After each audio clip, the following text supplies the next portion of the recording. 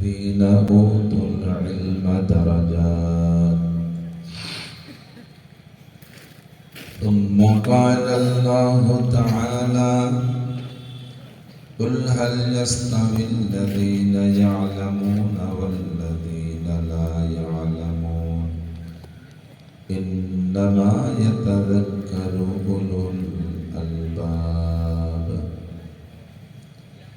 وقال محمد رسول الله صلى الله عليه وسلم فضل العالم على العابد كفضلي على أدناكم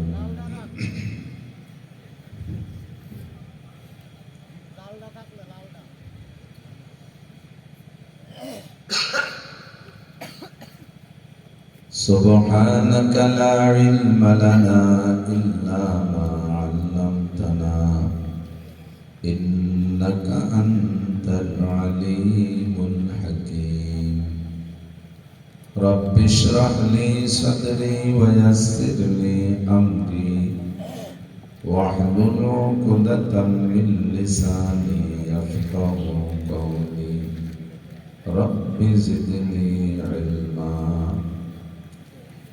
اللهم بارك لنا في رجب وشعبان وبلغنا رمضان اللهم أرنا الحق حقا وارزقنا اتباعه وأرنا الباطل باطلا وارزقنا اجتنابه সকলে বলি আমিন আমিন।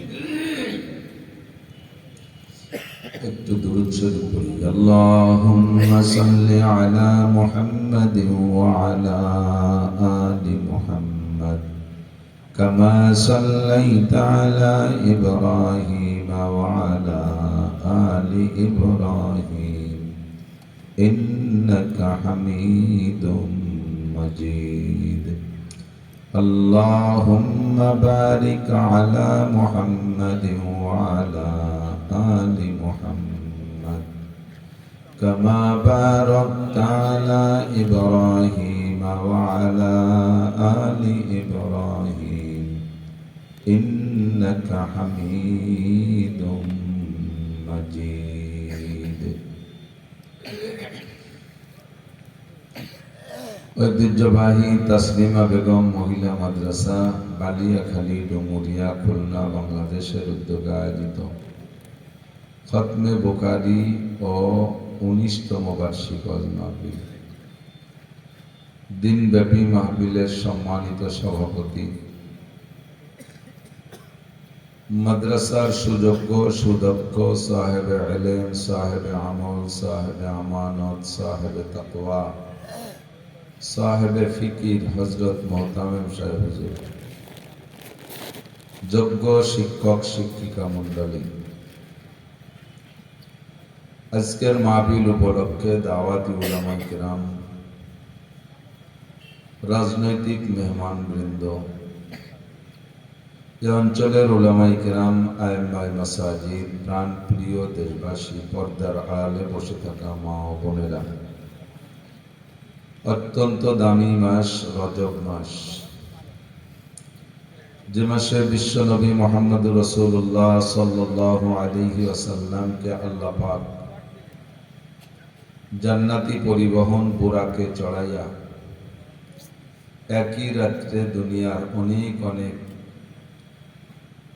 দর্শনীয় জায়গা দেখাইয়া এরপরে বাইতুল মুকাদ্দাসে নিয়ে সমস্ত নবী রসুলদের রূহকে পিছে দাঁড় করিয়ে ফেরেশতাদেরকে দাঁড় করিয়ে হুজুরকে দিয়ে ইমামতি করাইয়া 2 রাকাত নামাজ পড়াইয়া এরপরে 7 আসমান পেরিয়ে বাইতুল মামুর পার করে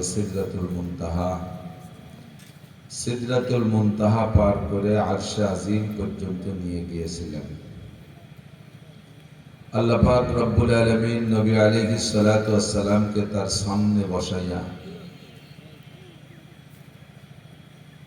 উম্মতের জন্য কিয়ামত পর্যন্ত যাহা কিছু দরকার সব নিজ জবানে শিক্ষা দিয়ে আরশে আজিমের বিশ্ববিদ্যালয়ে বসাইয়া সূরা বাকারার শেষ 2 আয়াত পড়াই দিলেন। উম্মতের জন্য সর্বশ্রেষ্ঠ 5 ওয়াক্ত নামাজ নবী আলাইহিস সালাতু ওয়াস সালামের মাধ্যমে হাদিয়া দিয়ে আবার আমাদের কাছে পাঠিয়েছিলেন। যে রাত্রে নবী আলাইহিস সালাতু ওয়াস সালাম 8টি জান্নাত 7টি জাহান্নাম সচক্ষে ভ্রমণ করে ঘুরে দেখে এসেছিলেন, সেই রাত এই রজব মাসে। উক্ত সফরের কারণে এই রজব মাস অত্যন্ত দামি। আহলে হক, হক্কানি রব্বানি উলামায়ে কেরাম দেশে অনেক অনেক মহিলা মাদ্রাসা তৈরি করেছেন। তারই একটা অংশ হিসেবে আপনাদের তসলিমা বেগম মহিলা মাদ্রাসা,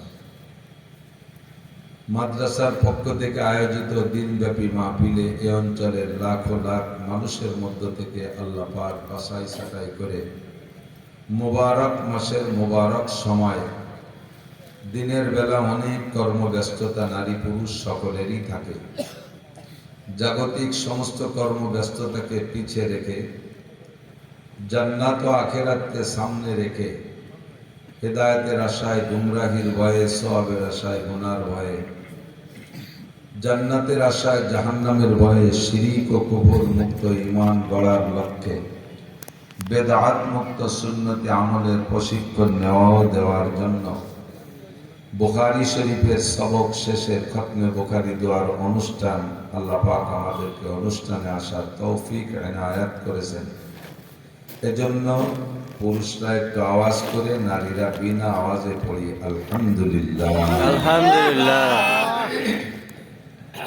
যে কাজের পিছনে আপনার ব্যয় যেমন হবে সে কাজের থেকে ফলও তেমন আসবে।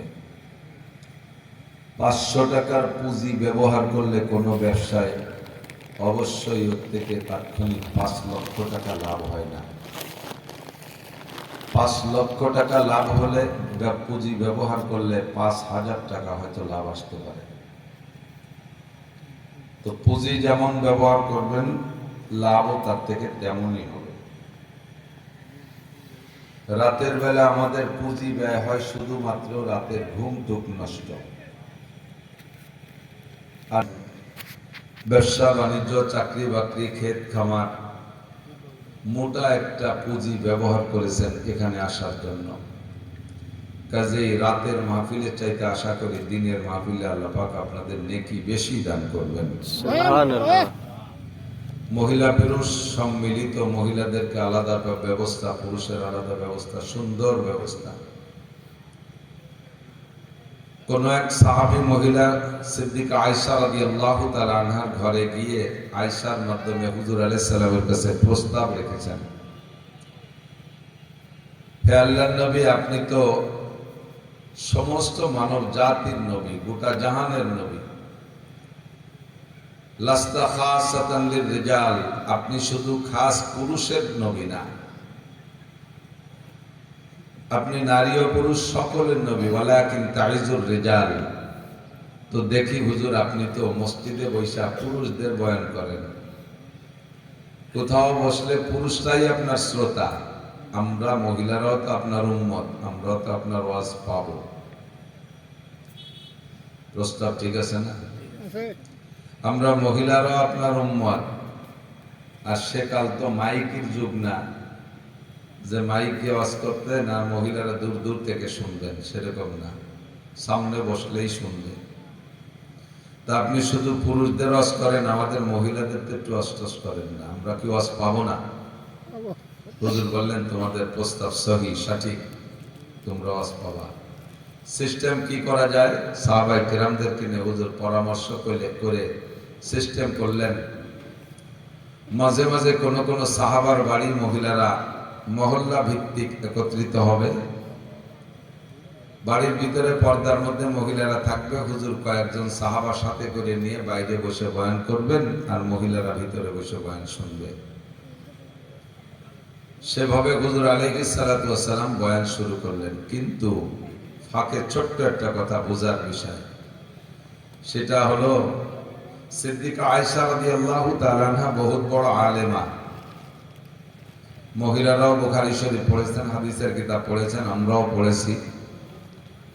যত হাদিসের কিতাব দেখবেন, হাদিসের ভিতরে দুইজন সাহাবার বর্ণনা সবচেয়ে বেশি। পুরুষের মধ্যে আবু হুরায়রা, নারীদের মধ্যে আয়েশা। হাদিস আসলে আন আয়েশা রাদিয়াল্লাহু তাআলা আনহা, হাদিস আসলে আন আবি হুরায়রা রাদিয়াল্লাহু তাআলা আনহু। তো সিদ্দিকা আয়েশা এত বড় শিক্ষিতা মহিলা, বলতে গেলে আরেকটু বলা লাগে। আয়েশা রাদিয়াল্লাহু তাআলা আনহা এত বড় আলেমা।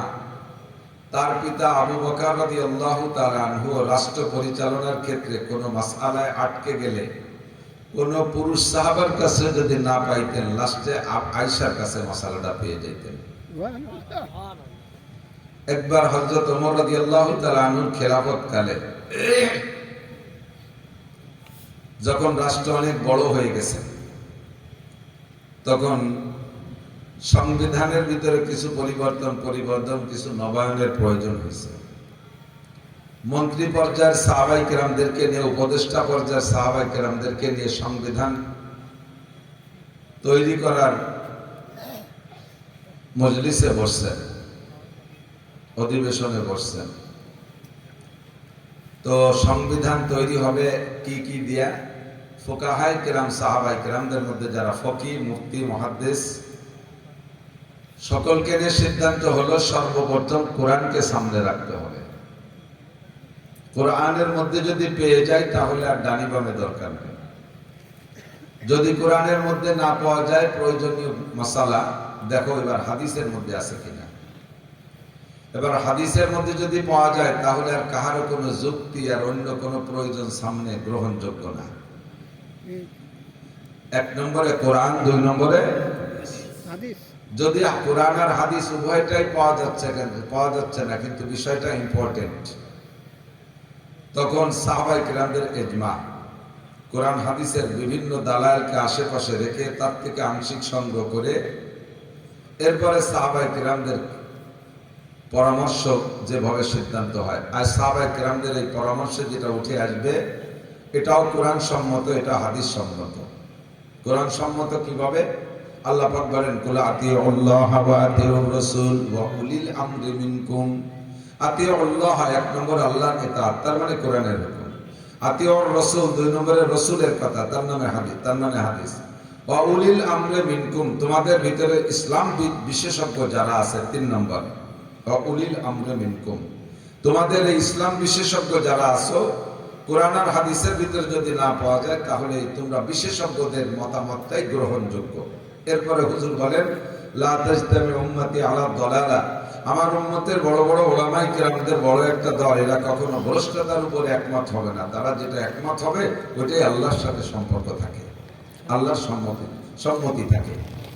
কাজেই তিন নম্বর দলিল ইজমা। যদি ইজমাও না হয়, পরবর্তীতে কিয়ামত পর্যন্ত আনেওয়ালা উম্মতের জন্য ইজমা সাহাবায়ে কেরাম পর্যন্ত শেষ। পরবর্তীতে কিয়ামত পর্যন্ত কোন নতুন মাসআলা যদি সম্মুখীন হও, তখন তার সমাধান দেবা কিয়াস দিয়ে। সেটা কি? কিয়াস। কিয়াস হলো কোরআন হাদিসের দলিলকে সামনে রেখে হুবহু কোরআন হাদিস বা ইজমার মধ্যে পাওয়া যাচ্ছে না, তার সাথে আংশিক মেলে এমন যুক্তি দিয়ে মিলাইয়া সে অনুযায়ী মাসআলা তৈরি করা। কথা আসলে একটু না বলে গেলে আপনাদের অস্পষ্ট থেকে যায়। যেমন সেরকম মাসআলা কি যা কোরআনেও নাই, হাদিসেও নাই, সাহাবায়ে কেরামও বলে যায় নাই, আবার কিয়াস দিয়ে তৈরি করতে হবে। একটু বোঝেন। মোবাইল, কোরআন শরীফের ভিতরে মোবাইলের নাম আছে বলে মনে হয়? বুখারী শরীফে তো আছেই। ল্যাপটপ, মোবাইল, ক্যামেরা এগুলো আছে নাকি? এ নাই। কিন্তু ইদানিং কালে মোবাইলের মাসআলা আমাদের প্রয়োজন হচ্ছে কিনা? মসজিদে ঢুকছেন, মোবাইলটা আগে বন্ধ করতে মনে নাই। এবার মোবাইলের ভিতরে আপনার রিংটোন যার যেমন খুশি, কেডায় জাতীয় সঙ্গীত, কেডায় মমতাজের গান, ইত্যাদি ইত্যাদিদের মোবাইলের রিংটোন বানানো। আপনি মসজিদে ঢুকে নামাজে দাঁড়ায় গেছেন, ইমাম সাহেব জাতীয় সঙ্গীত পড়তেছে সূরা ফাতিহা। মুসলমানের জাতীয় সঙ্গীত কি? সূরা ফাতিহা। আর আপনার মোবাইলেও বাংলাদেশের জাতীয় সঙ্গীত গাইয়ে উঠছে, রিংটোন অফ করতে মনে নেই। এখন এই দুই জাতীয় সঙ্গীত তো মসজিদে একসাথে চলবে না। বাংলাদেশের জাতীয় সঙ্গীত আর পাকিস্তানি জাতীয় সঙ্গীত একসাথে বড় তো একটা তো বন্ধ করতে হবে। তাহলে কি বলা যাবে যে ইমাম সাহেব আমারটা বেশি ভালো শোনা যাচ্ছে, আপনারটা বন্ধ করেন? ইমামেরটা চলবে, বন্ধ হবে আপনারটা। তো বন্ধ করবেন কিভাবে? কোরআন শরীফে খোঁজেন কিভাবে বন্ধ করার নিয়ম আছে। মোবাইলের নামই নেই তার বন্ধ। হাদিসের মধ্যে খোঁজেন, বুখারী শরীফ যারা আহলে হাদিস, হাদিসের মধ্যে খুঁজে বলেন, যারা বুখারী শরীফ ছাড়া মানতে চায় না। আপনি বুখারী শরীফ দেখে মোবাইলের মাসালাটা বলে দেন তো আছে নাকি কোথাও? না, তা তো নাই। এবার ইজমাই সাহাবা আবু বকর, উমর, উসমান, আলী, তালহা, জুবায়ের, বিলাল, আম্মার, সুহাইব, বড় বড় জলিলুল কদর সাহাবাদের ইজমা আছে নাকি মোবাইলের সম্পর্কে? তাও তো পাচ্ছি না। তো এবার ফতোয়া দেন, কি করবেন? তাহলে দুইটাই চলুক। ফতোয়া কি দেবেন? সহজে দিয়ে দেন, দুইটাই চলুক। জাতীয় সঙ্গীত ইমামের দাও চলুক, মমতাজের দাও চলুক। তাই চলবে নাকি কথাটা? মসজিদের পবিত্রতা রক্ষার জন্য মোবাইলের রিংটোন বন্ধ করা লাগবে কি লাগবে না? এখন বন্ধ করবেন তো তিন দলিলের কোনো দলিলই নাই, কোন দলিল দিয়ে বন্ধ করবেন? চতুর্থ দলিল যেটা আল্লাহ, রসুল, সাহাবায়ে কেরাম আমাদের জন্য অনুমতি দিয়েছেন, সেটা হলো কিয়াস। কিয়াস কি? যুক্তি কি? ডাইরেক্ট যেহেতু তিন দলিলের কোথাও পাইলাম না, কাজে আমার কিয়াসের আশ্রয় নিতে হলে ওর সমমনা, ওর কাছাকাছি একটা হাদিস বা একটা আয়াত বা একটা ইজমার একটা মাসালা থাকতে হবে, সেইটার সাথে মিল করে এবার খুঁজে বের করতে পারলাম। হুজুর আলাইহিস সালামের কাছে সাহাবায়ে কেরাম এসে বলতেন যে হুজুর, আমরা তো মাঠে ময়দানে মরুতে নামাজ কালাম পড়ি, পাথরি জমি, তার উপরে ছোট ছোট কঙ্কর থাকে, ছোট ছোট পাথরের টুকরা থাকে। যখন নামাজে যাই, সিজদায় যখন যাই, তখন সিজদায় গেলে ওই পাথরের চিকন চিকন টুকরা কপালের ভিতরে ফুটে, এতে সিজদায় খুব ব্যাঘাত হয়। তো আগের থেকে যতটুকু পরিষ্কার করি না করি, অনেক সময় ব্যস্ত হয়ে দাঁড়ায় গেলে পরিষ্কার করতে আগের থেকে সুযোগ থাকে না। সিজদায় যাওয়ার পরে এই ব্যথাটা অনুভব করি। আমরা ওই সময় ওই সিজদার জায়গাটাকে হাত দিয়ে পরিষ্কার করতে পারবো? মাসালা খেয়াল করতেছেন? তো হুজুর বললেন, হ্যাঁ, তোমরা প্রথম সিজদায় যদি ব্যথা অনুভব করো, একবার তোমরা পরিষ্কার করতে পারবা। হুজুর, একবারে যদি পরিষ্কার না হয় তাহলে দুইবার পারবা, একটা রোকন আদায় করার ভিতরে। একটা ফরজ নামাজের ভিতরে, যে ভিতরে 6টা ফরজ আছে না, 6 ফরজের একটা ফরজের ভিতরে তুমি সিজদার সময় একটা ফরজের ভিতরে 2বার পরিষ্কার করতে পারবা।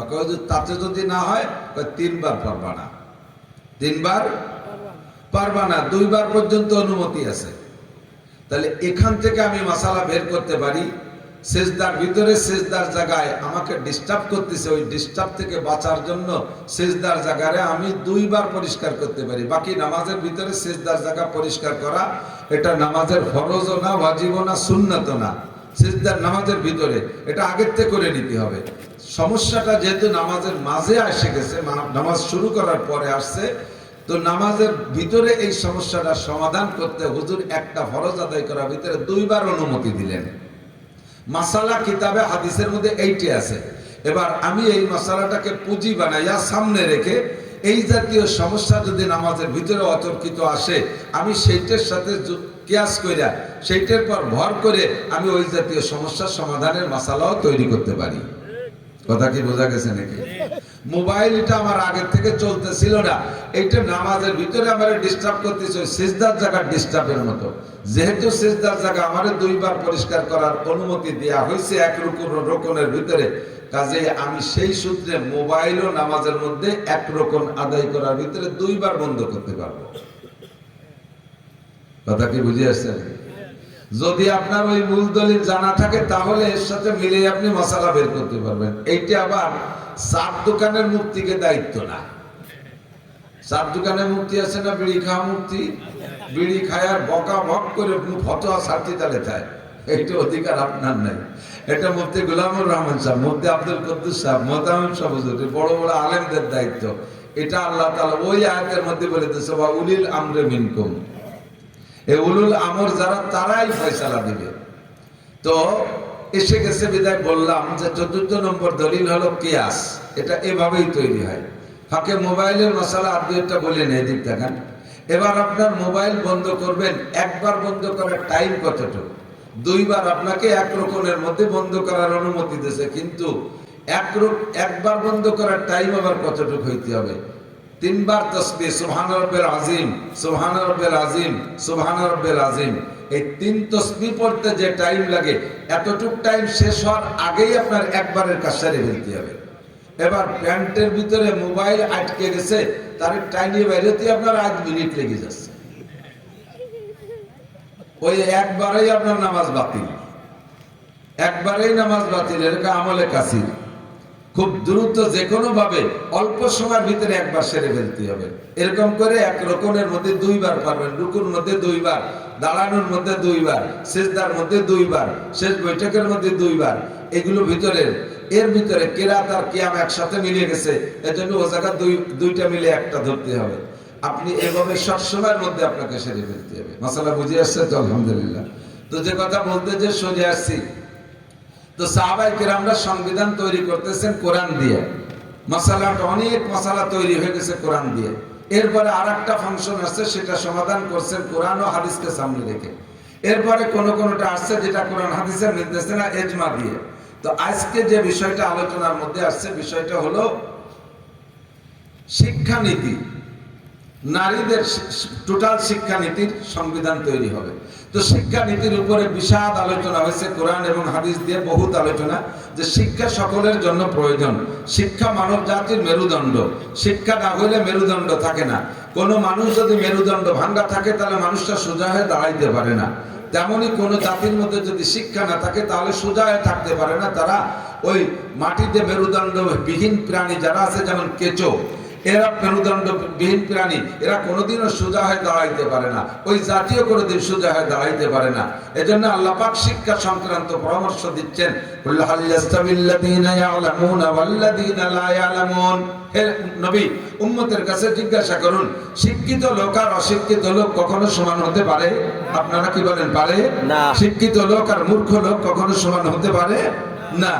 এরপরে মানুষে কি জবাব দেবে সেদিকে অপেক্ষা না করে আল্লাহ পাক নিজেই জবাব দিয়ে দিচ্ছেন, ইরফাউল্লাহুল্লাযীনা আমানু মিনকুম ওয়াল্লাযীনা উতুল ইলমা দারাজাত।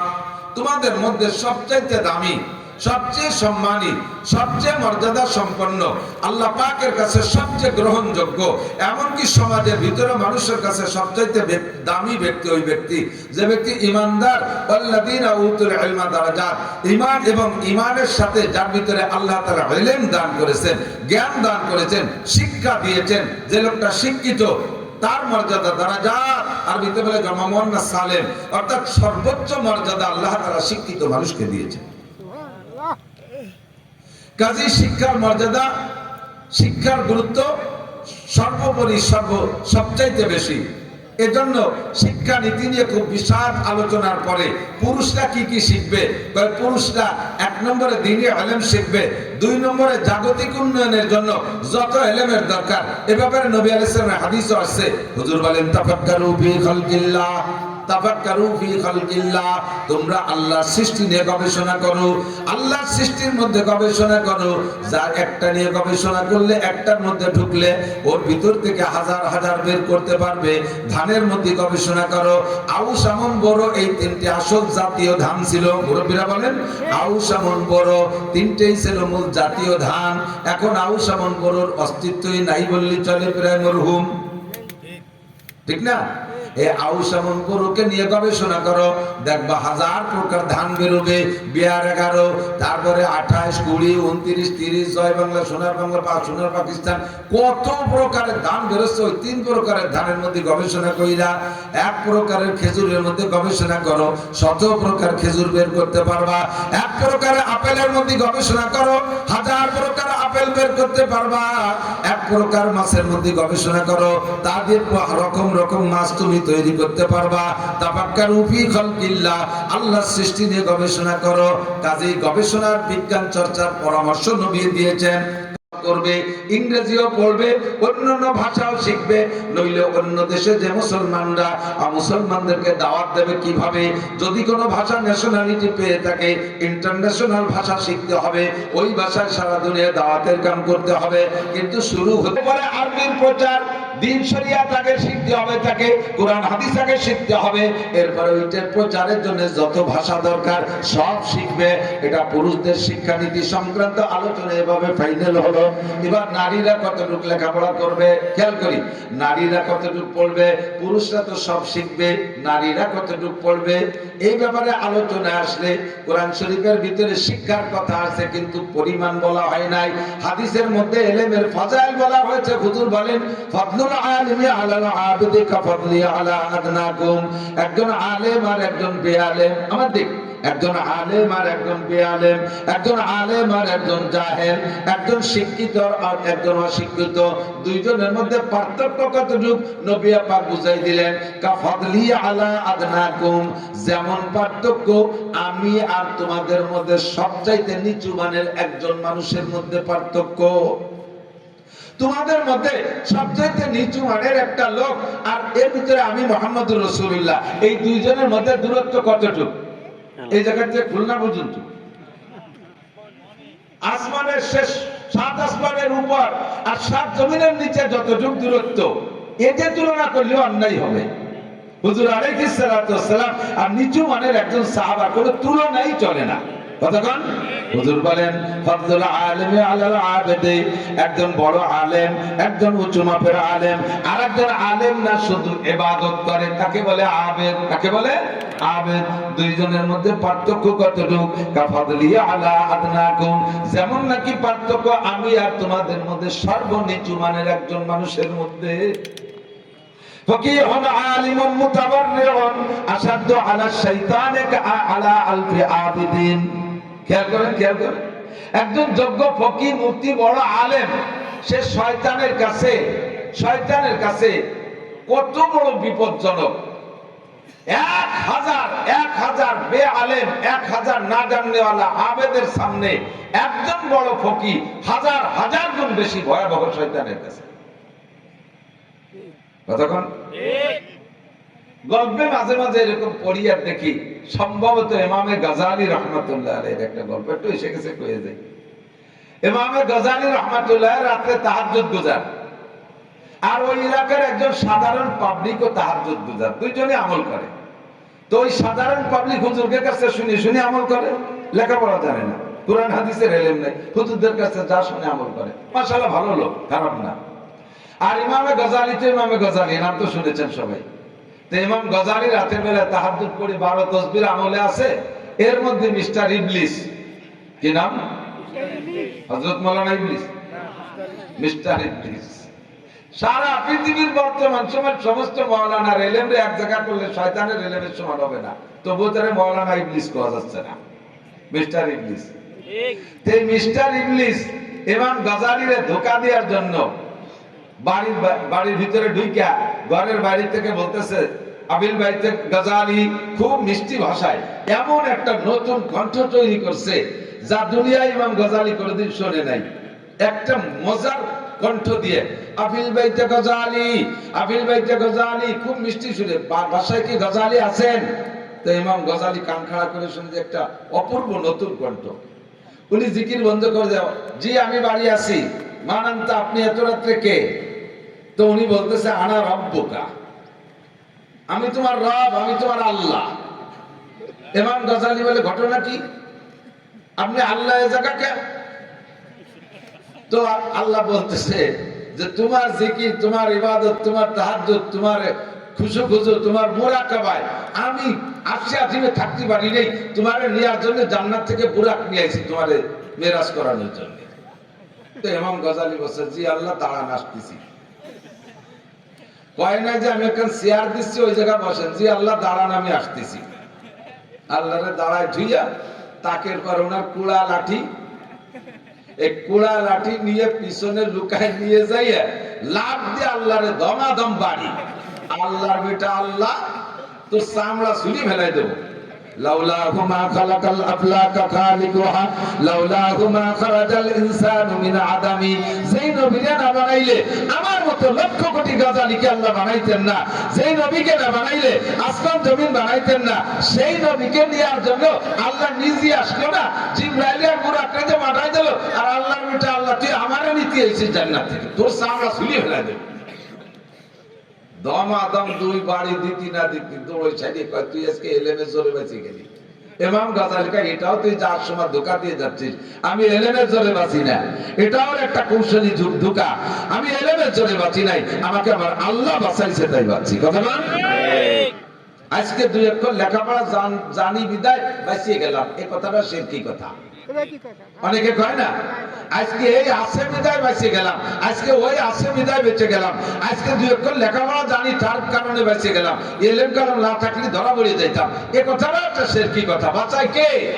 শয়তানের চাইতে বড় আলেম খুঁজে পাওয়া বর্তমান সময় বড় কঠিন, কাজে ওর হাতের থেকে বাঁচতে আমার মতো খুঁজে এলেম দ্বারা সম্ভব না। আমার এই এলেমের মধ্যে ধোঁকা দিয়ে ফেলে, এলেমের মধ্যে আমলের মধ্যে আমার ধোঁকা দিয়ে ফেলে, আমি টের পাই না। তো ওই জায়গাতে মায়ের খাইয়া চিন্তা হলো যে বলি আদমের কাছে মায়ের খাবো, এই মার শোধ না দিয়ে যাব না, তো কোন জায়গা যাবে শোধ দিতে? যাইতে যাইতে দে ওই গ্রামের শেষ প্রান্তে আর এক বুড়ো সাধারণ পাবলিক, সে ওই ইবাদত করতেছে।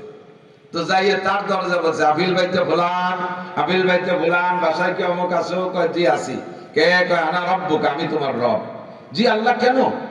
কয় আমি তোমার জিকির ফিকির তাহাজ্জুদ ইশরাক তাওয়াবিন চাষতে মুগ্ধ হইয়া, তোমার মুরাকাবার ধ্যানে পাগল হইয়া আমি আরশে আজিমে থাকতে পারিনি, তোমার জন্য জান্নাতি বুরাক নিয়ে চলে এসেছি। আল্লাহু আকবার।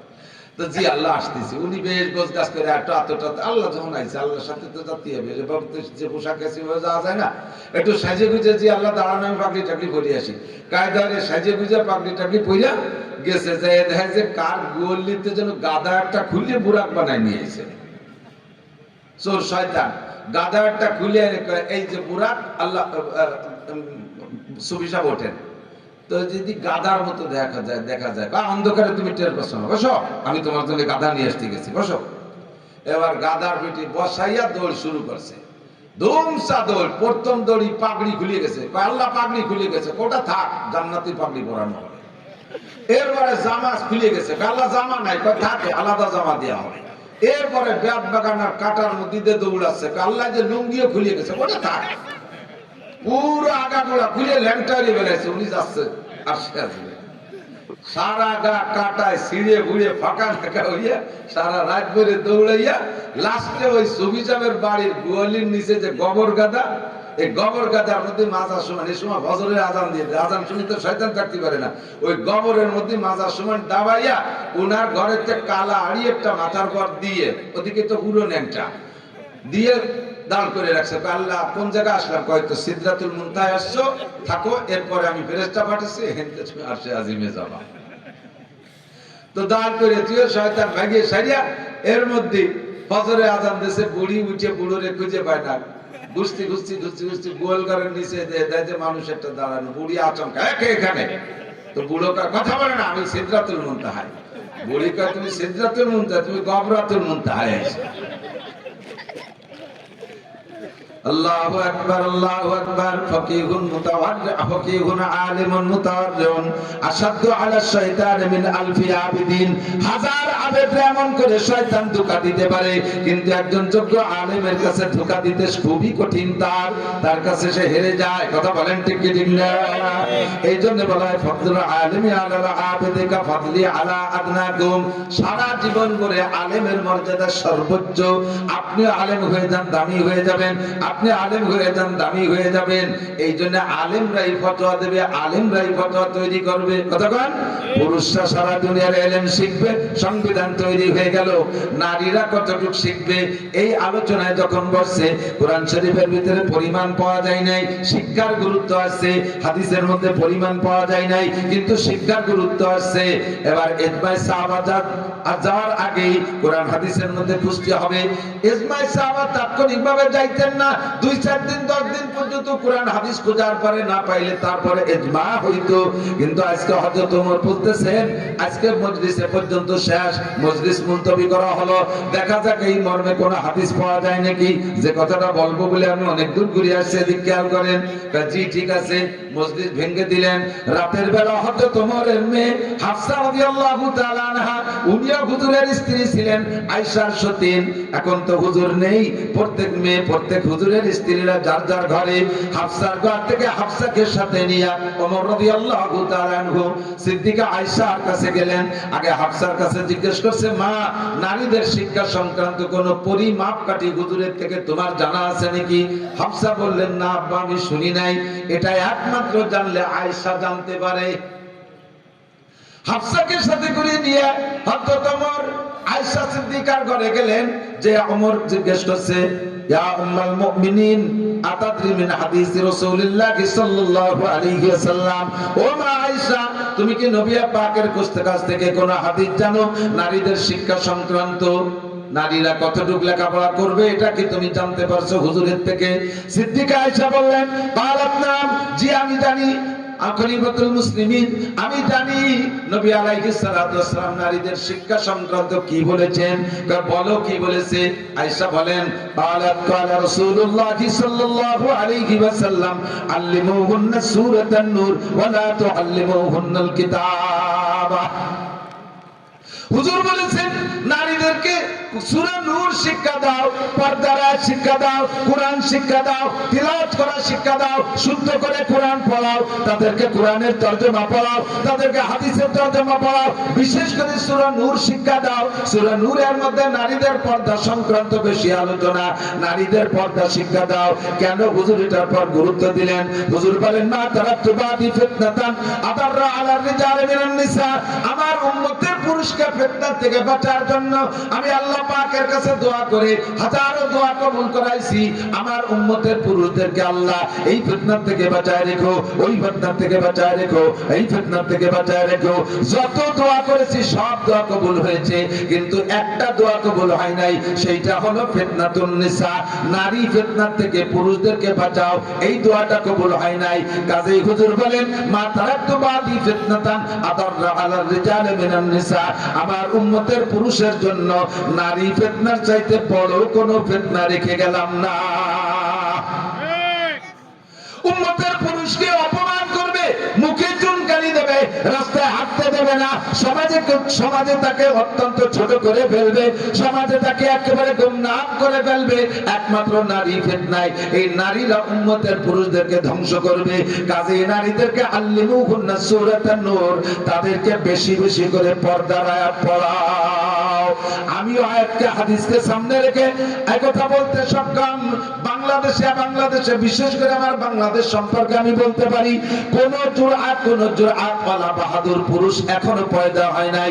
যত বড় খারাপ হোক, যত বড় চরিত্রহীন হোক, যত বড় বাহাদুর পুরুষ হোক না কেন, যত বড় বংশীয় হোক, যত বড় দলীয় হোক না কেন, আরে ছোট্ট থেকে ছোট্ট একটা গরিব পরিবারের মেয়ে, একটা একেবারে গরিব নিচু পরিবারের মেয়ে, ভাঙ্গা ঘরের মধ্যে থাকে, ও যদি শতভাগ পর্দা করার চেষ্টা করে পর্দার মধ্যে থাকে, ওই মেয়েটাকে অপহরণ করছে, ধর্ষণ করছে, এর নজির খুঁজে পাওয়া যাবে না।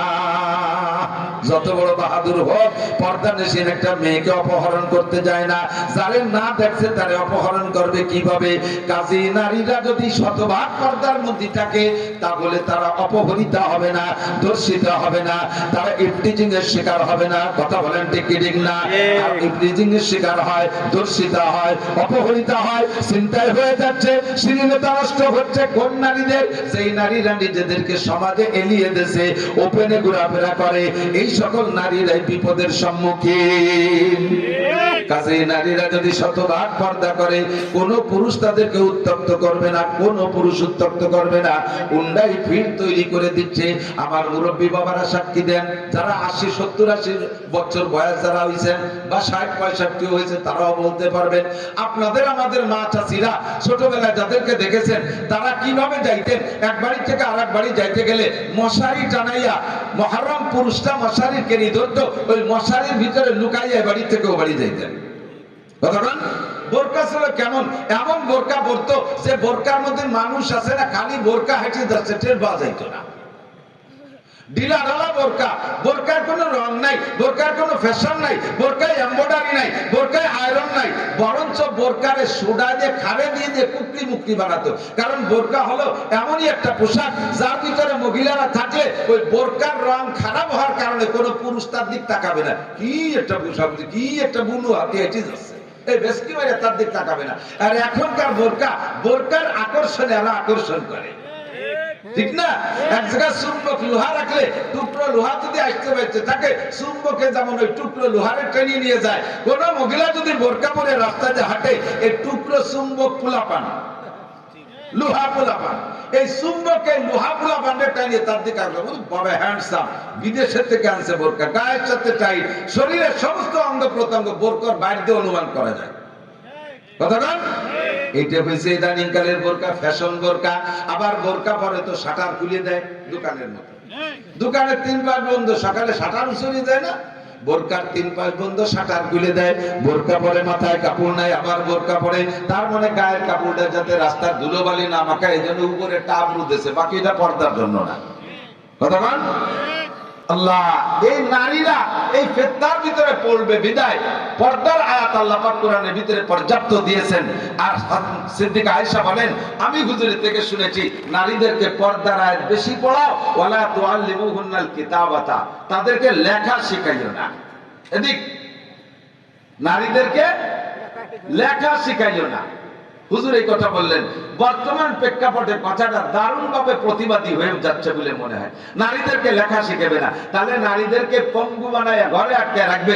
নারী একটা আমাদের সম্পদ, নারী জাতি আমাদের সম্পদ।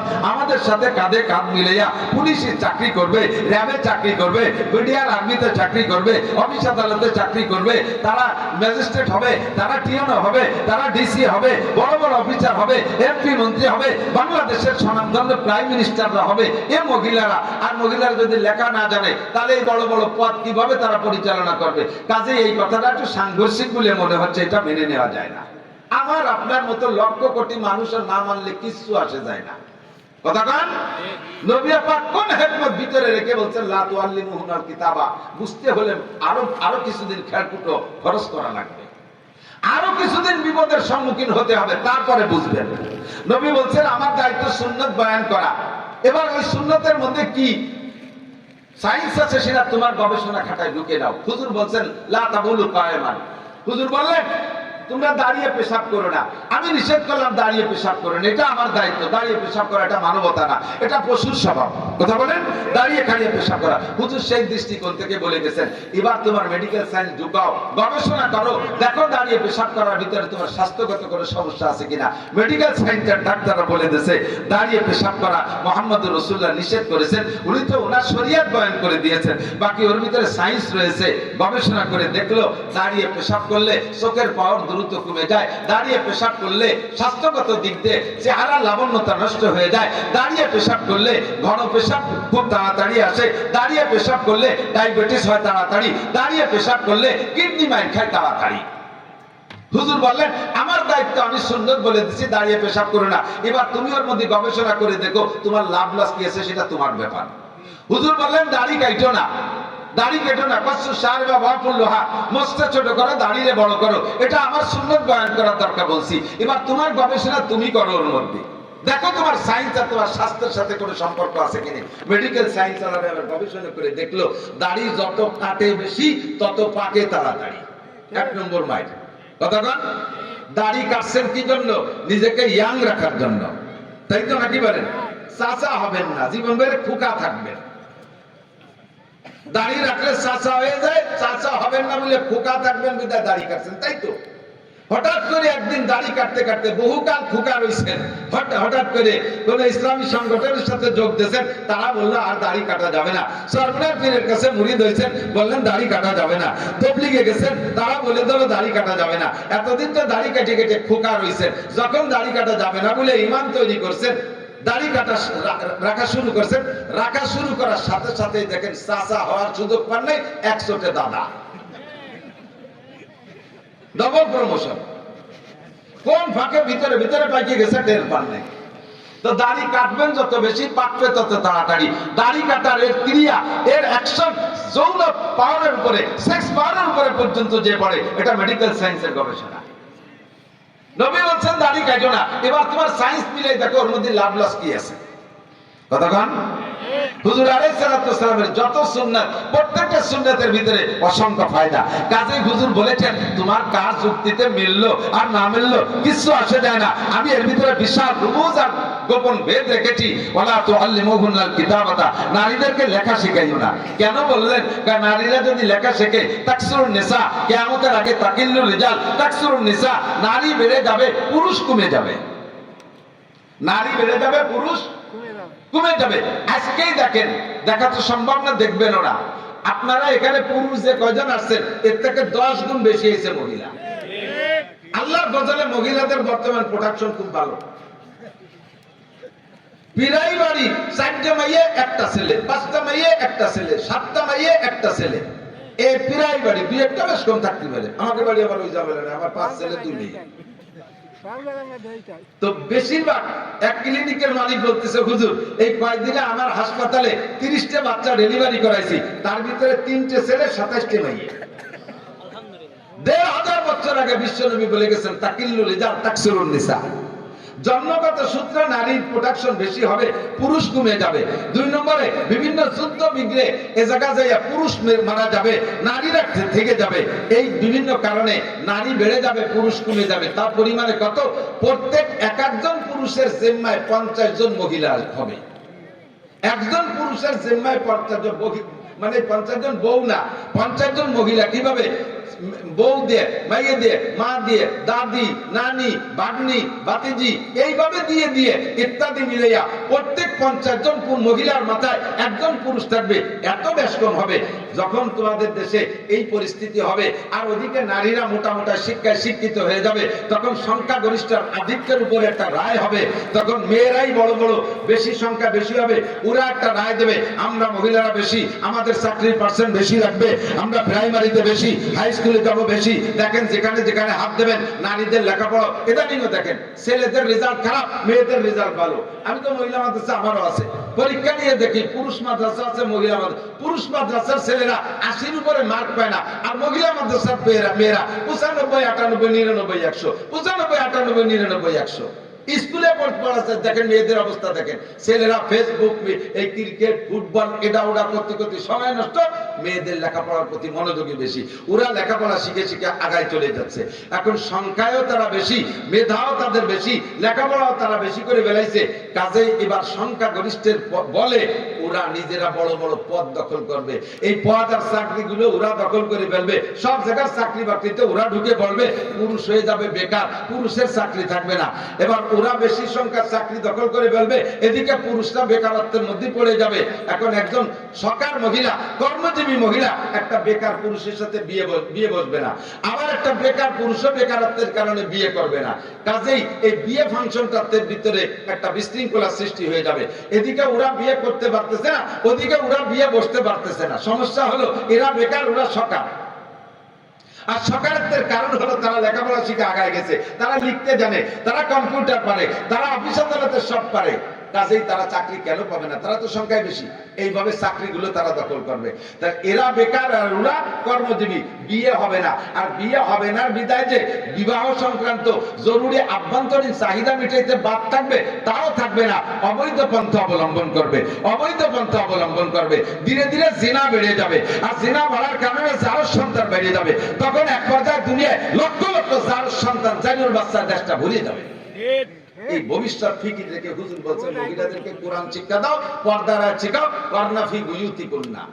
আল্লাহর হুকুম, করনা ফি বুয়ুতিকুন্না ইয়া নিসাআন নবী লাস্তুন্না কাহাতিম মিনান নিসা ইন ইত্তাকাইতুন্না ফালা তাখদানা বিল কওল ফায়াতমা আল্লাযী ফি কলবিহি মারাদুন ওয়া কুলনা কাওলাম মারুফা ওয়া করনা ফি বুয়ুতিকুন্না। আবার ওয়া করনা ফি বুয়ুতিকুন্না, আবার খেয়াল, ওয়া করনা ফি বুয়ুতিকুন্না ওয়া লা তাবাররাজনা তাবাররুজাল জাহিলিয়াতিল উলা মহিলা তুমি আওয়াজ তোমার পর্দায় রেখো সর্বদা, গানের মেলায় আসর করে হয়ে না তুমি বেপর্দা।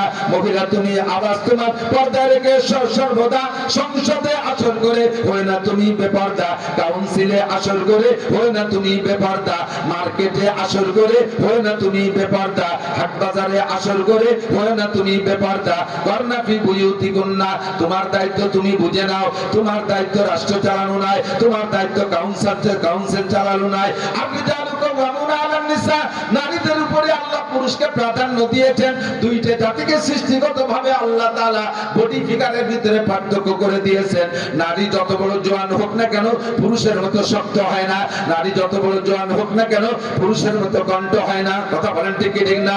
বস করবে পুরুষে, ভাষণ দেবে পুরুষে, শাসন করবে পুরুষে, আর্মি চাকরি পুরুষের, বিডিআরে পুরুষে, অফিস আদালত পুরুষের, মেম্বার হবে পুরুষে, চেয়ারম্যান হবে পুরুষে, এমপি হবে পুরুষে, হাল চাষ করবে পুরুষে, গাড়ি চালাবে পুরুষে, বিমান চালাবে পুরুষে, মাঠ কাটে পুরুষে, ব্যবসা বাণিজ্যের কাজ করবে পুরুষে। নারীদের কাজ কি? করনা ফি বুয়ুতিকুন্না, তুমি ঘরের মধ্যে থাকো, পর্দানশীল হও। তুমি হলো ডাইশ, তুমি হইলা সাদ। সাদ যত সুন্দর হবে পিঠা তত সুন্দর হবে, ডাইশ যত সুন্দর হবে প্রোডাক্ট তত সুন্দর হবে। তুমি নারীরা ঘরের মধ্যে থাকবা, তুমি হইলা ডাইশ। তুমি মা যত ভালো হবা, সন্তান তত ভালো হবে, সন্তান তত ভালো হবে। মা যদি আল্লাহওয়ালি হয়, ওই আল্লাহওয়ালি সন্তানে মায়ের সন্তান যদি একজন বিসিএস ক্যাডার হয়, তাহলে আপনাদের এই যশোরের কৃতি সন্তান, আমাদের গোপালগঞ্জে কিছুদিন আগে ডিসি ছিলেন জনাব ডিসি কামরুজ্জামান সাহেব, আল্লাহর বান্দা, রাতের বেলা তার তাহাজ্জুদ জানাই, এত বড় লম্বা দাড়ি, 20-30-50 কিলোমিটার দূরে যাইয়া এক মাদ্রাসায় ফজরের নামাজ পড়তেন, মাদ্রাসা মসজিদের দিকে সবচাইতে অগ্রাধিকার দিতেন, আলেম ওলামাকে নিয়ে বৈশা সব রাষ্ট্র ডিস্ট্রিক্ট পরিচালনার পরামর্শ করতেন। সকালবেলা তিলাওয়াত না কইরা ঘর থেকে বাসার থেকে বের হইতেন না, দস্তারখানা ছাড়া কখনো খানা খাইতেন না।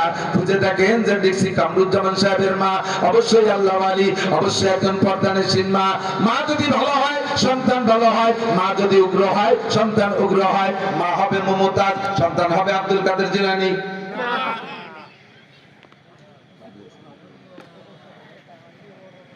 কাজেই করনা ফি বুয়ুতিকুন্না, মহিলারা ঘরের মধ্যে বন্দী থাকেন। আগে একদিন আমার কাছে একটা পোস্টার এসেছে, একটা পোস্টার আসছে, যে পোস্টারে দেখি মুফাসসির মানে তাফসীর মাহফিল হবে, এভাবে মাইক দিয়ে মাইকটা সব সাজানো, সব প্যান্ডেলের ছবি আছে, তাফসীর করবেন মুফাসসিরে কুদাল লতিফা বেগম। যেই মহিলা পায়ের আওয়াজ কোরআন শরীফের ভিতরে পড়ে দেখেন, মহিলার পায়ের আওয়াজ বাড়ির চার দেওয়ালের মধ্যে হাঁটবে, তাও পায়ের আওয়াজ যেন জোরে না হয়, শব্দ যেন আলটপকায় বাহিরে পুরুষের কানে না যায়। মহিলার ভিতরে শরীরটা এত স্লো ভাবে রাখবে যাতে শরীরের জাকুনিতে অলঙ্কারের জনজনানি যেন আলটপকায় বাহিরে পুরুষের কানে না যায়, এত তার পর্দার অর্ডার। আর সেই মহিলা মাইকে জাকানাকা বয়ান করবেন, মুফাসসির তাফসীর করবেন। দেশে মুফাসসিরের অভাব। প্রত্যেক দিন 5000 বক্তা, বাংলাদেশের পুরুষ বক্তা ডেলি, আমাদের জরিপ বক্তারা তো আমাদের বক্তাদের হিসাব আছে, 5000 বক্তা ডেলি ওয়াজ করতেছে, 5000 বক্তা বাংলার জমিনে।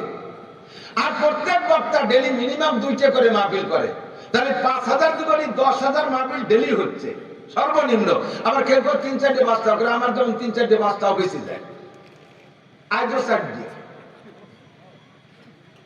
আমরা এত বক্তারা মাঠে ওয়াজ করতেছি, এরপরও ওয়াজ বাকি থেকে যাচ্ছে, তাই মুফাসসিরে কুদাল লতিফা বেগম।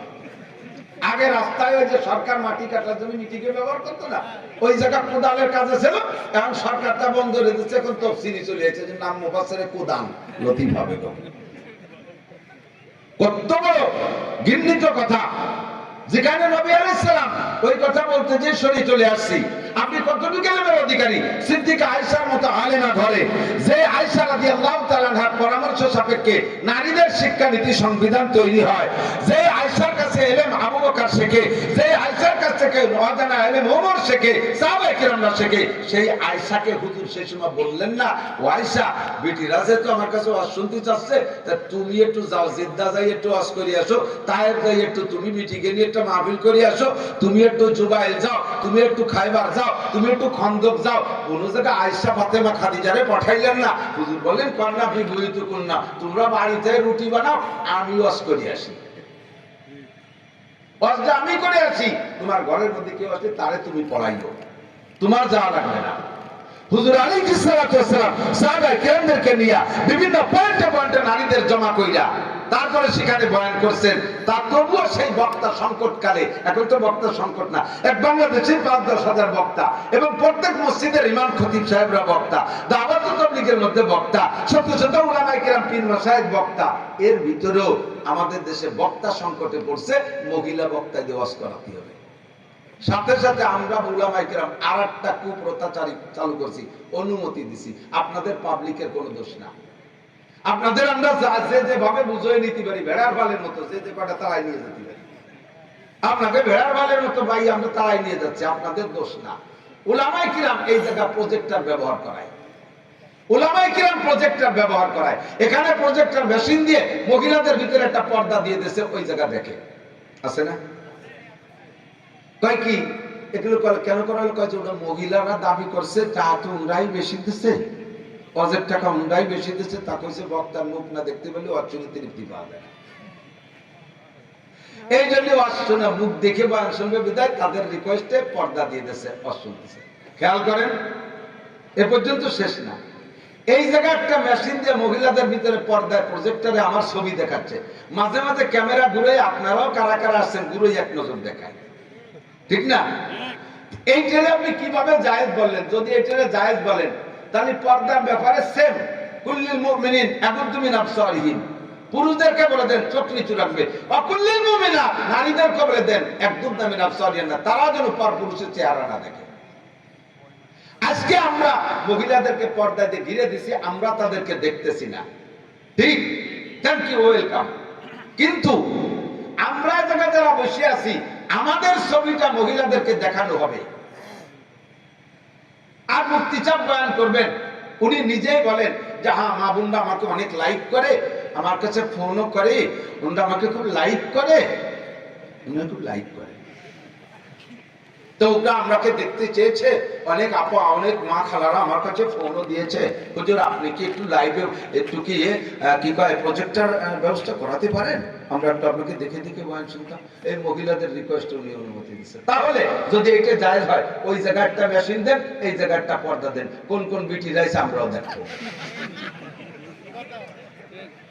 কথা কে ফতোয়া দেবেন যে এটা জায়েজ? আছেন কেউ? প্রজেক্টর ভক্ত যারা আছে তারা বলেন জায়েজ আছে, ওই জায়গায় মেশিন দিয়ে এখানে পর্দা দেওয়া হবে, ওই জায়গায় কোন কোন মহিলা আছে আমরা দেখবো। যদি বলেন না এটা জায়েজ নেই, তাহলে তাদেরকে যদি আমরা দেখতে না পারি, তা আমাদেরকে তারা দেখো, এটা জায়েজের ফতোয়া দিলেন কিভাবে? কথা বলেন ঠিক। আপনি একটা প্রশ্ন ভিতরে গুড় গুড় করতেছে, আমি জানি। সেটা হলো এই যে ইউটিউবে ওয়াজ করে, এটা শোনে কেন? এরা তো মহিলারা দেখে দেখে শোনে। আমার এই ইউটিউবের অনুমতি তাদের জন্য নয়। আমি পুরুষ মানুষ রাস্তায় যাব, আমি পুরুষ মানুষ হাটে ঘাটে যাব, আমি পুরুষ মানুষ ওপেনে ঘুরবো, কোন মহিলা যদি ঘরের কোনায় যে ফাঁক দিয়ে আমারে দেখে, এইটার জন্য কি আমি রাস্তায় বোরকা পরে চলবো? কথা বল, তুমি বিটি দেখো কে আমারে? তুমি বেড়ার ফুটে দিয়ে আমারে দেখবা কে? আমি বেটা মানুষ, আমি তো কাছায় দিয়ে ঘুরে বেড়াবো, আমার একটু পরে কাদার ভিতরে যে প্যাক দিতে হবে, ধান লাগাতে হবে, আরে এই জায়গাটাতে আমি জুট লাগাই দেবো, তুমি ধান তুমি লাগাই দিবা। আমি পুরুষ হাটে যাব, আমি রাস্তায় যাব, তুমি আমার দেখবা কে? আমি ইউটিউবের ওদের অনুমতি দিছি সারা দুনিয়ার পুরুষের জন্য, তুমি মহিলা দেখবা কে? তুমি আওয়াজ শোনো, তুমি দেখবা না। কথা বলেন?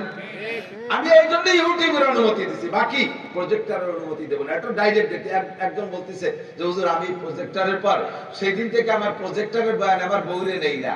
উনি বলতেছে আল্লাহ আমার কাছে বলতেছে, কোন দিন থেকে? আমি প্রজেক্টরের বক্তার রস শুনে গেছি, যার পরে বউ আমারে বলতেছে যে কদি তুমি তো সামনে বসে শুনছো, হুজুরির দাঁত কিরম? তা কয়েছে আমি তো 40-50 হাত দূরে ছিলাম, ছোট ছোট দাঁত, ওই কি আমি টের পাইছি নাকি? কয় যে আমি দেখছি হুজুরের দাঁত একটু এলোমেলো আছে। তা তুমি টের পালি কি রে? তোমরা তো অরিজিনাল হুজুর দেখছো একটু, আর আমাকে সামনে যে হুজুর তার দাঁত একটা খেজুর গাছের মতো মোটা। এই দাঁত আগা গোড়া কোনটা কোন জায়গায় বের করে সবাই দেখছি। তো এবার কইলে তাহলে আর তোমার ওই গরু কেনার মতো, গরু কিনতে গেলে দাঁত দেখে কেনে না, তার মহিলাকে ওয়াজ শুনতে এসে না গরু কিনতে এসে, হুজুরির দাঁত দেখে গেছে। তোমার আর এই দাঁত দেখা ওয়াজ আর শুনতে কোনোদিন নেব না। মহাবিপদ। তো যা বলতে চাইছি, সিদ্দিকা আয়েশা রাদিয়াল্লাহু তাআলা আনহা এত বড় আলেমা হওয়ার পরে কোন জায়গা ওয়াজ করতে গেলেন না, ওয়াজ হুজুরই করলেন, ওয়াজ সাহাবায়ে কিরামই করলেন। নারীরা শিখবে কেন? নারী সংক্রান্ত অনেক জরুরি গোপন মাসআলা আছে, তারা সরাসরি কোরআন হাদিস থেকে শিখবে। যে মাসআলাগুলো আমরা ওপেন ফিল্ডে বলতে পারি না, যে মাসআলাগুলো আপনাদের এখানে বলে দিতে পারি না, অথচ মাসআলাগুলো মহিলাদের দরকার। আবার মহিলাদেরকে পড়ানোর সময় সেগুলো অত খুলিয়ে ভাঙ্গায় বলাও লজ্জার ব্যাপার। এজন্য মহিলারা যদি কোরআন হাদিস পড়া শেখে তাহলে নিজেদের এই জরুরি মাসালাগুলো, পাক পবিত্রতার হাজারো মাসালা আছে, তুহুরে মুতাখাল্লালা, আমরা সাড়ে বেকার ভিতরে পড়াই লম্বা টাইম ধরে, তুহুরে মুতাখাল্লালা, এই বিষয়টা আপনাদের কাছে বলতেও লজ্জা লাগবে আর বলতে সময় লাগবে, বুঝবেন না। এই তুহুরে মুতাখাল্লালা সংক্রান্ত মাসালা মহিলারা না জানা থাকার কারণে হাজার হাজার মহিলাদের নামাজ রোজা এই সমস্ত গুলো তাদের নষ্ট হয়ে যাচ্ছে। পয় পবিত্র সম্পর্কে তারা জানতেছে না। মহিলার রমজান মাসে মাসিকের কারণে রোজা তিন দিন নাপাক হয়েছে, 3 দিন রক্তক্ষরণ হয়েছে, এই 3 দিন রোজা তার রাখা নিষেধ, রাখলো না। এই 3 দিনের পরে আরো 2-3 দিন ঠেলতে ঠেলতে নিয়ে চলে যায়, রোজা রাখে না। আর যদি জাননেওয়ালা ওই বাড়ির কেউ বলে তোমার কি শরীর পাক হই নিয়ে আইসু, আর কতদিন রোজা থাকবে না? কয় যে শরীর রক্ত তো বন্ধ হয়েছে, সাবান নাই, সুটা নাই, রোজা রাখতে পারতেছে না, কিসের অভাবে? সাবান সুটার অভাবে। তার মানে সাবান যে সেহরি খাবে, ছুটাই দিয়ে ইফতার করবে।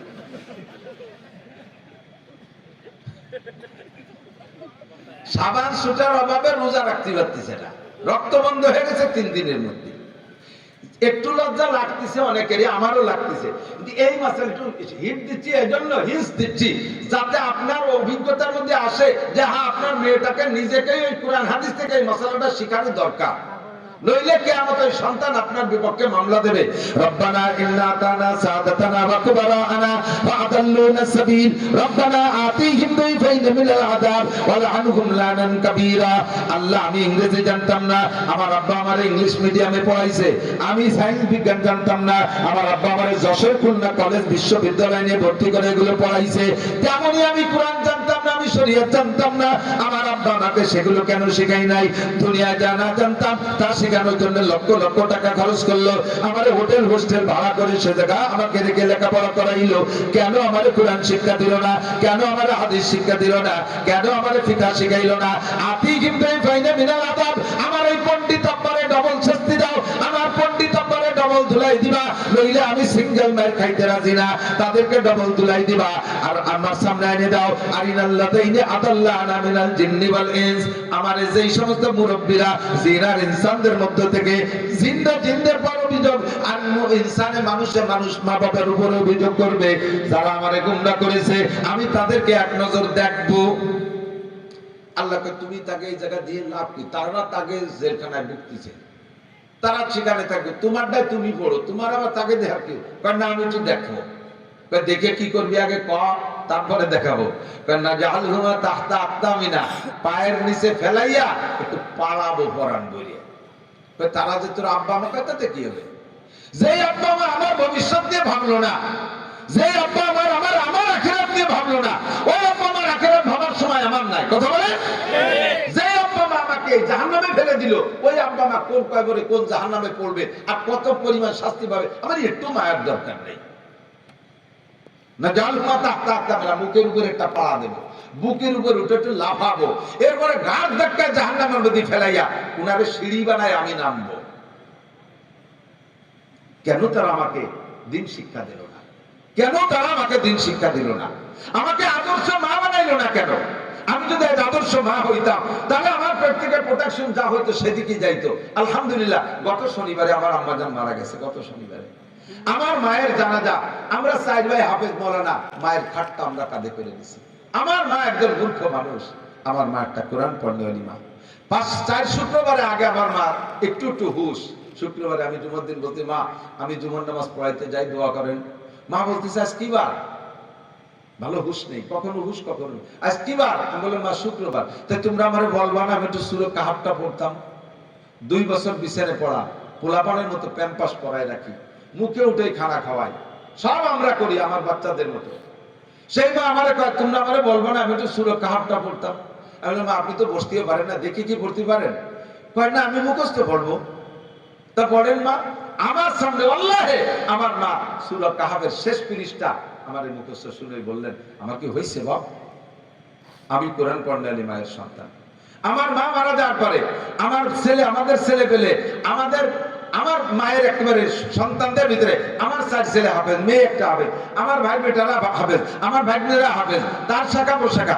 মাত্র আধা ঘন্টার ভিতরে মাকে পাশে রেখে এক খতম কোরআন শরীফ পড়ছে, একটা মৌলবী ভাড়া করা লাগে নাই। আমার মাদ্রাসায় তো 300-400 ছেলে, তারা তো কোরআন খতম পড়ছেই। আমি আমার মায়ের সন্তান, হাজারো উলামায়ে কিরামের সাথে পরিচিত। বাংলাদেশের কমপক্ষে 200 মাদ্রাসায় আমার মার কোনো বলিও নাই। এই ফেসবুকে খবর পেয়ে 200 মাদ্রাসায় আমার মায়ের নামে কোরআন খতম করছে। আমার মায়ের ইনকাম, আমার মায়ের ইনকাম, এটা আমার মায়ের ইনকাম। আজকে মাকে দাফন করার সময় আমরা কবরে রাখতেছি, আমাদের ছেলেরা ভাগ্নেরা পাশে দাঁড়াইয়া দাফনের শুরু থেকে শেষ হইতে হইতে এক খতম সূরা ইয়াসিন তিলাওয়াত করে ফেলাইছে। আমি বিশ্বাস করি আমাদের এই অবস্থানটা, আমি একটা আল্লাহ ওয়ালি মায়ের সন্তান। আমার মা জীবনে নামাজ কাজা হয় নাই, আমার মার কোনোদিন তাহাজ্জুদ ছোটে নাই যতদিন মা সুস্থ ছিলেন, আমার মা তেলাওয়াত মিস হয় নাই। আমি একটা আল্লাহ ওয়ালি মায়ের সন্তান বিদায় আমার এই অবস্থানটা আমি শুকর আদায় করি। আমাদের পরিবার ভরা আলেম ওলামা, ঠগে নাই কেউ। মনে করবেন মৌলবী হয়েছে তো খয়রাত করে খাও, দুনিয়া কি কামাই আসছো? আমার সাথে দুনিয়াও বাড়ি একটা কামাইরে বেশি পারেন নাই। হালাল কামাই করতে গেলে ইনশাআল্লাহ আমার সাথে পারবেন না, হালাল কামাইতে পারবেন না। আর আপনি বুস মুস খাইয়ে বাংলাদেশ দড়ি কিনে ফেলেন, ওই দিয়ে আমার সাথে পারলা না। আসেন বেতনের দিক দিয়ে জেনুইন বেতন আমাদের সাথে অবশ্যই বেশি পান না। দুনিয়াও ঠগি নেই, আশা করি বিশ্বাস আখেরাতও ঠকবো না, আপনার সন্তানও ঠকবে না। এই সমাজে ছেলেরা গাঁজা খায়, হুজুর গাঁজার বিরুদ্ধে ওয়াজ করেন, এবার বিরুদ্ধে ওয়াজ করেন, ছেলেরা কথা শোনে না, বিয়াদবি, দাঁড়ায় মধ্যে খাড়ায় খায়, আজকে এটা পায়খানা করে, এর বিপক্ষে বলেন, এ বিয়াদবি করে। কইয়ে কি হবে? গাছ লাগানোর সময় লাগাইছেন বেকা করিয়া, মেহগুনি গাছ, 30 বছর পরে বেহা অবস্থায় মোটা হয়ে গেছে।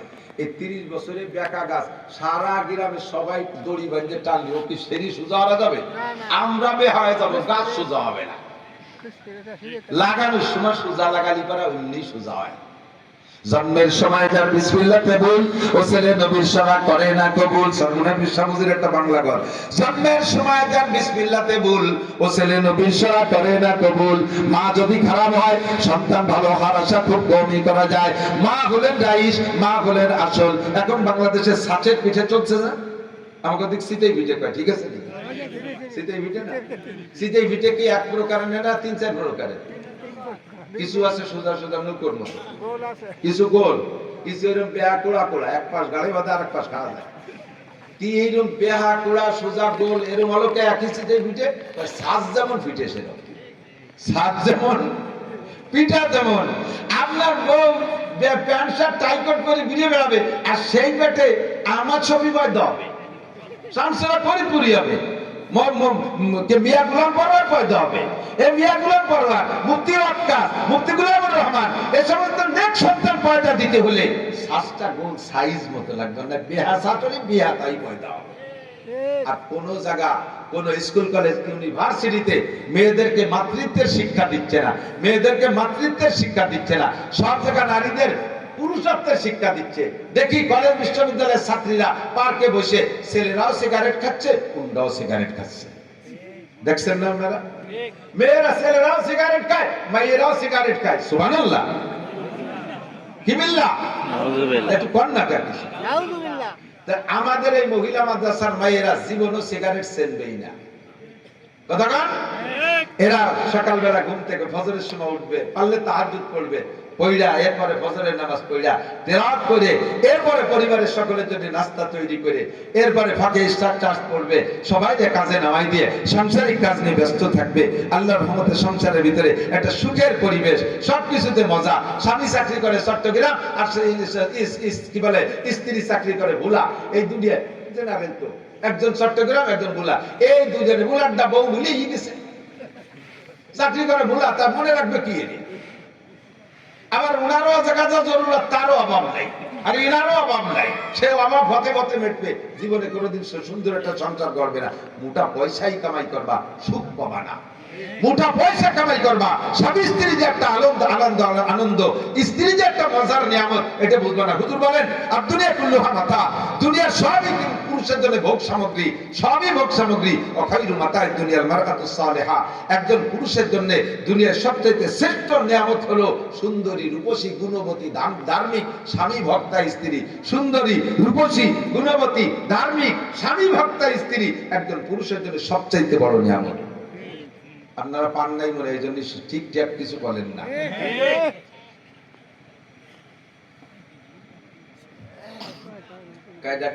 কি পাইছেন তা তো যার যার খবর শেষ।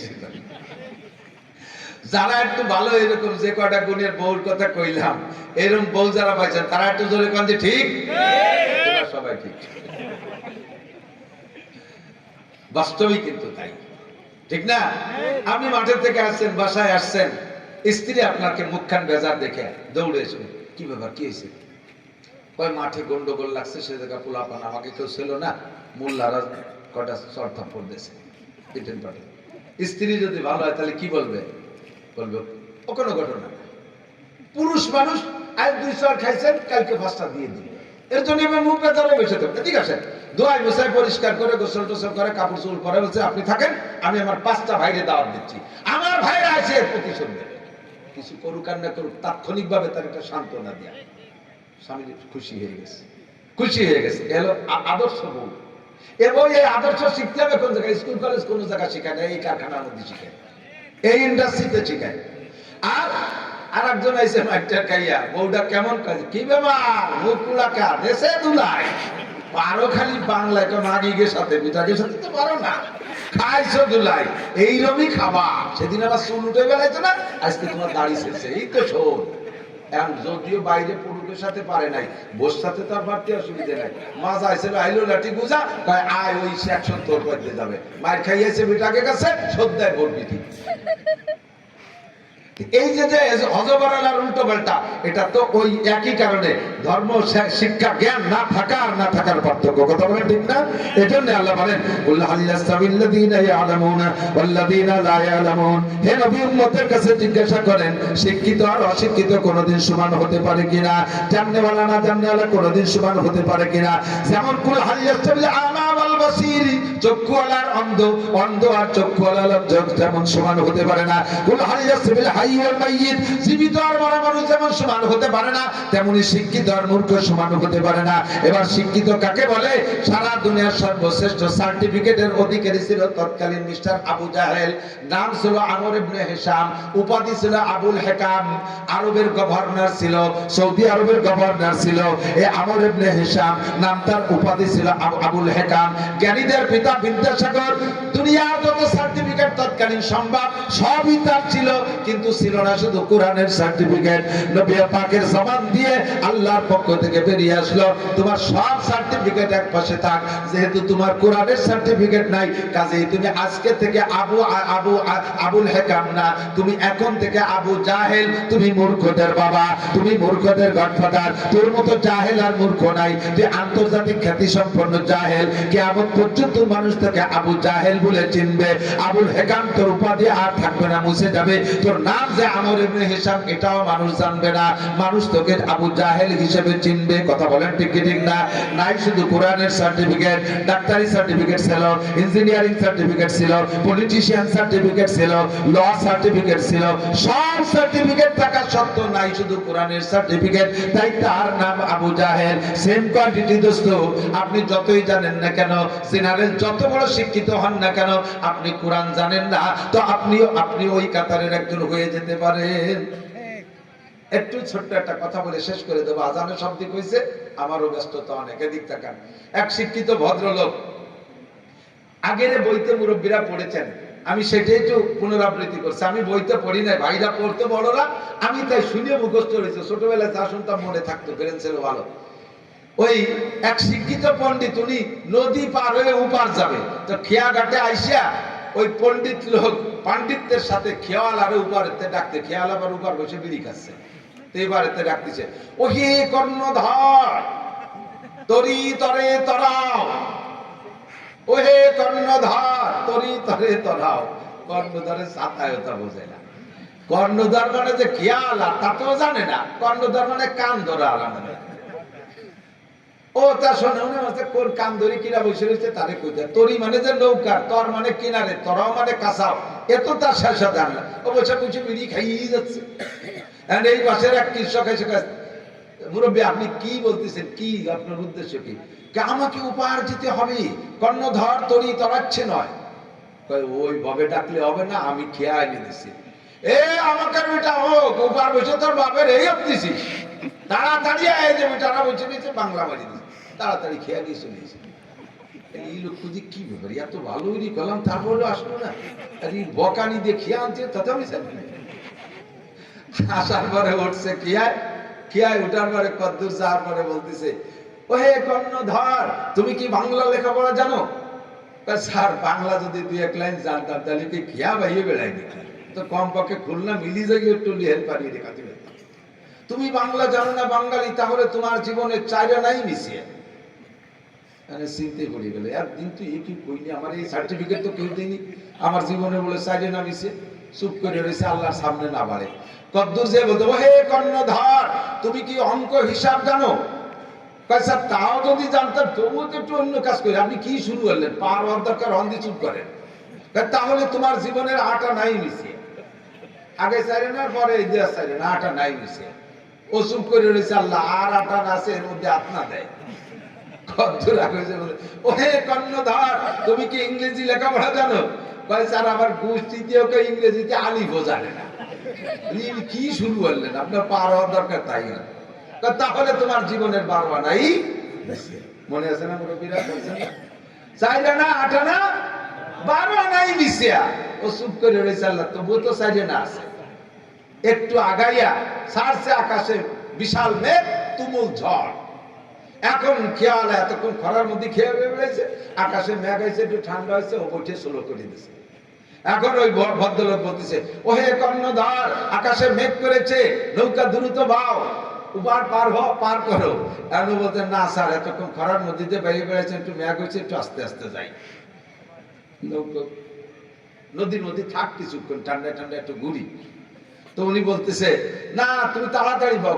এবার খেয়াল আছে কেন স্যার আপনি সাঁতার জানেন? নৌকা ডুবে যাবে, তো ডুবে গেলে অসুবিধা কি, আপনি সাঁতার জানেন না? কারণ আমি তো সাঁতার কাটতে জানি না। খেয়ালা সুযোগ পায় তাহলে তোর জীবন 16 নাই,